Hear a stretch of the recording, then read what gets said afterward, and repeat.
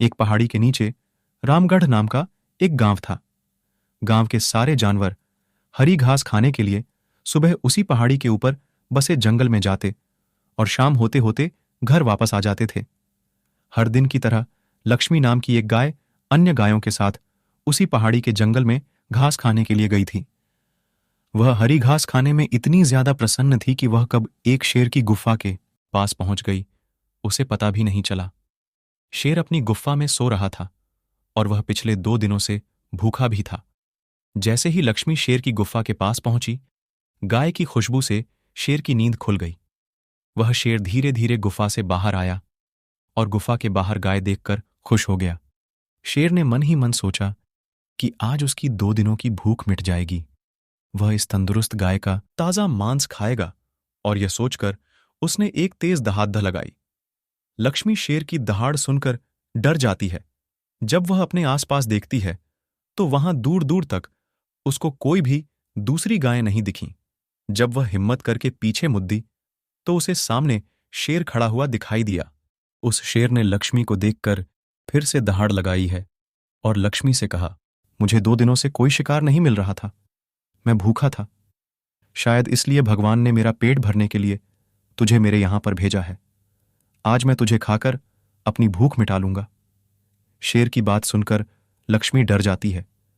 वह रोते हुए शेर से कहती है, मुझे जाने दो, मुझे मत खाओ। मेरा एक छोटा बच्चा है जो अभी सिर्फ मेरा ही दूध पीता है और उसे घास खाना अभी तक नहीं आया है। लक्ष्मी की बात सुनकर शेर हंसते हुए कहता है, तो क्या मैं अपने हाथ में आए शिकार को ऐसे ही जाने दूं? मैं तो आज तुझे खाकर अपनी 2 दिनों की भूख मिटाऊंगा। शेर के ऐसा कहने पर लक्ष्मी उसके सामने रोने लगी और विनती करते हुए कहती है कि आज मुझे जाने दो। मैं आज अपने बछड़े को आखिरी बार दूध पिला दूंगी और उसे बहुत सारा प्यार करके कल सुबह होते ही तुम्हारे पास आ जाऊंगी। फिर तुम मुझे खा लेना और अपना भूखा पेट भर लेना। शेर लक्ष्मी की यह बात मान जाता है और धमकी देते हुए कहता है कि अगर कल तू नहीं आई तो मैं तेरे गांव आऊंगा, फिर तुझे और तेरे बेटे दोनों को खा जाऊंगा। लक्ष्मी शेर की यह बात सुनकर खुश हो जाती है और शेर को अपना वचन देकर गांव वापस चली जाती है। वहां से वह सीधे अपने बछड़े के पास जाती है, उसे दूध पिलाती है और बहुत सारा प्यार करती है। फिर बछड़े को शेर के साथ हुई सारी घटना बताती है और कहती है कि उसे अब अपना ख्याल खुद ही रखना होगा। वह कल सुबह होते ही अपना वचन पूरा करने के लिए शेर के पास चली जाएगी। अपनी मां की बातें सुनकर बछड़ा रोने लगता है।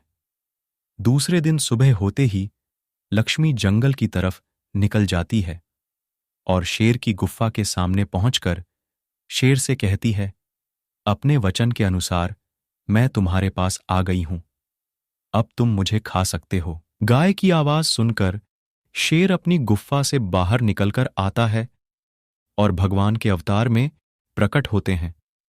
वह लक्ष्मी से कहते हैं, मैं तो बस तुम्हारी परीक्षा ले रहा था। तुम अपने वचन की पक्की हो। मैं इससे बहुत प्रसन्न हुआ। तुम अब अपने घर और बछड़े के पास वापस जा सकती हो। इसके बाद वे उस गाय को गौ माता होने का वरदान भी देते हैं और उसी दिन के बाद से सभी गायों को गौ माता कहना शुरू कर देते हैं। कहानी से सीख, हमें जान की बाजी लगाते हुए भी अपने दिए हुए वचन को पूरा करना चाहिए। यही हमारे दृढ़ व्यक्तित्व को दर्शाता है।